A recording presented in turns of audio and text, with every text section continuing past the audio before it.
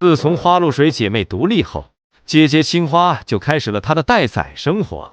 青露害怕姐姐也会像妈妈一样突然就消失了，黏青花黏的那叫一个紧，毫不夸张地说，她都快成青花身上的小挂件了。你看这俩黑白大耗子满场乱窜，青露是寸步不离，视线都不敢离开姐姐，完全不给青花喘息的机会。她追，她逃，她插翅难飞。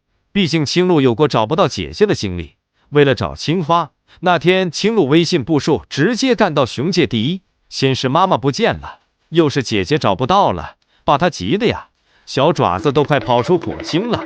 没想到姐姐正在某棵树上挂着睡觉呢。从此妈宝熊成功转换成姐宝熊，代班妈妈被碾惨了。这窒息的爱，大概也只有远在重庆的爱阶段。毕竟虫洞刚出了个妹宝熊，可可也很怕把妹妹弄丢了吧。又是捂嘴又是扣眼珠的西爱姐，来自长兄同样窒息的爱。